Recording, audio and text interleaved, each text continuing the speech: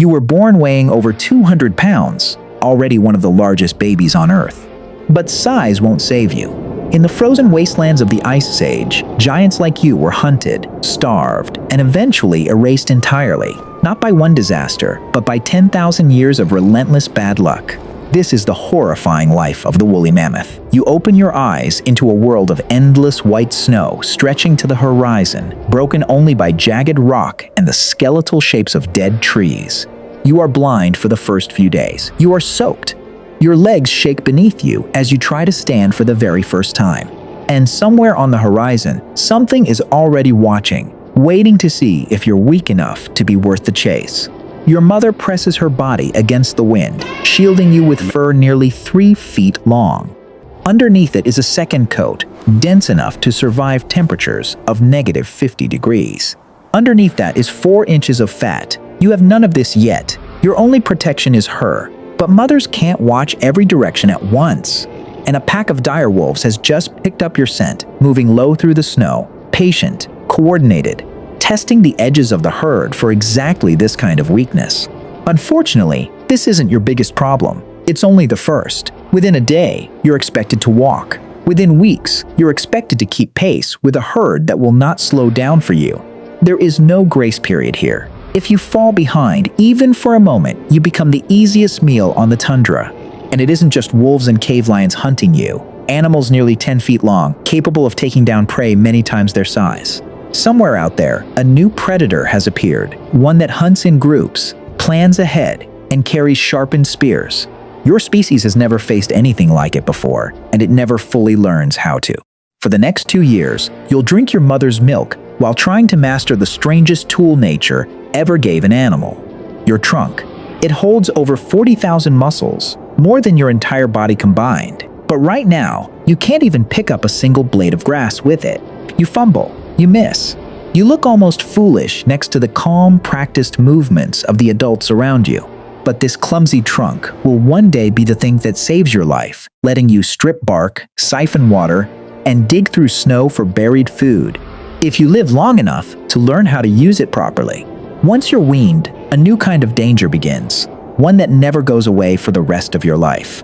You need nearly 400 pounds of food every single day, or you slowly start to starve. But the tundra is nearly empty. Grass is buried under snow.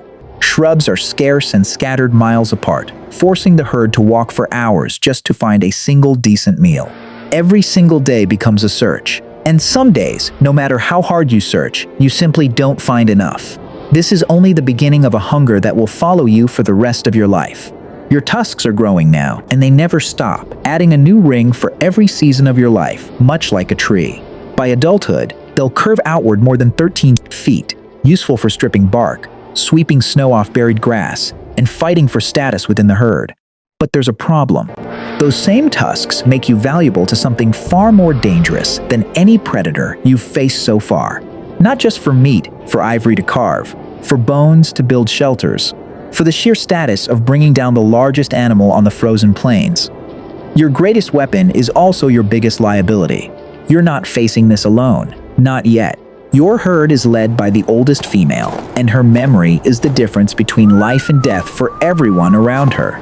She remembers where food was found last year. She remembers which frozen river is safe to cross, and which one hides thin ice beneath a deceptively smooth layer of snow. But memory can't stop a blizzard, and it can't stop what's coming for her either. If she dies, the knowledge that's kept your entire herd alive for years dies with her, and nothing can fully replace it. Winter here isn't a season, it's a constant threat, even in the warmer months.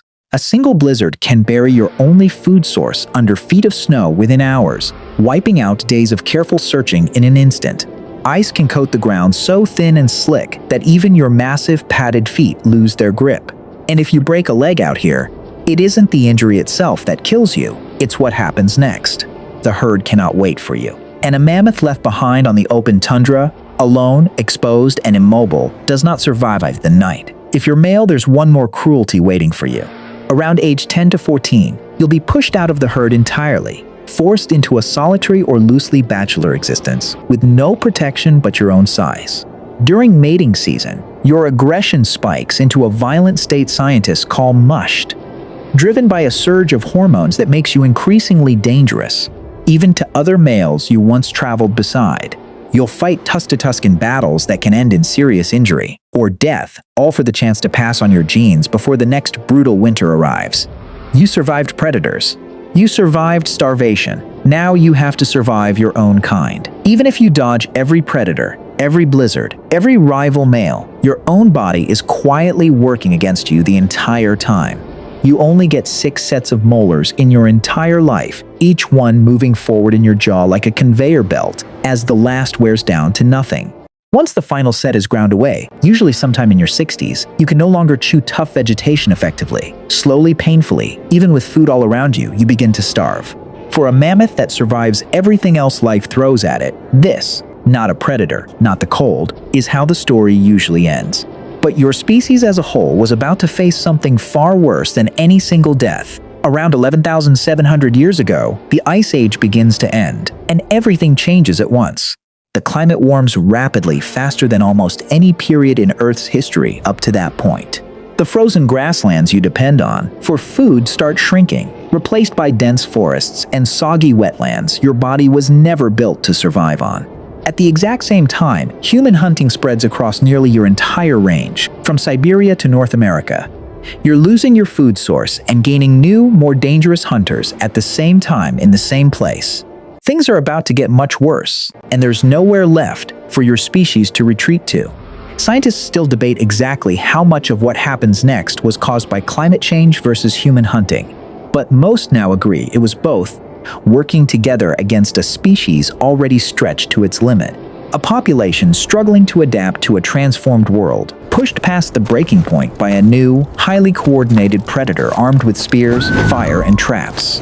Mammoth populations begin collapsing across Siberia, Europe, and North America. Not all at once, but region by region, herd by herd, over the course of thousands of grinding, difficult years. But here's the twist almost no one expects. One population survives far longer than it should. On Wrangel Island, a remote, icy landmass off the coast of Siberia, a small, isolated group of mammoths keeps going, cut off from the mainland by rising seas, and largely safe from the threats wiping out every other herd on Earth. They survive there, generation after shrinking generation, until around 4,000 years ago.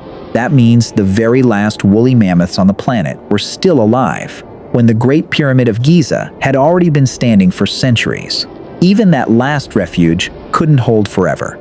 Inbreeding within such a tiny, isolated population caused serious genetic problems, weakening the herd from the inside.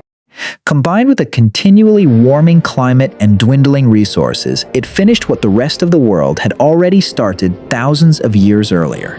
The woolly mammoth, one of the most successful and iconic large mammals in the entire history of the Ice Age, disappears completely.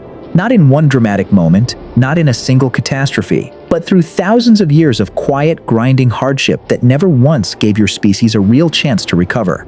You were built for a world of ice, strong enough to survive blizzards that could kill almost anything else on the tundra, smart enough to navigate a frozen, unforgiving world, using knowledge and memory passed down through generations of matriarchs before you, resilient enough to raise your young in temperatures that would kill most other mammals within hours of exposure. But when that icy world disappeared, piece by piece, year by year, so did you. And in the end, that was the one enemy that your strength, your size, and your tusks could never fight.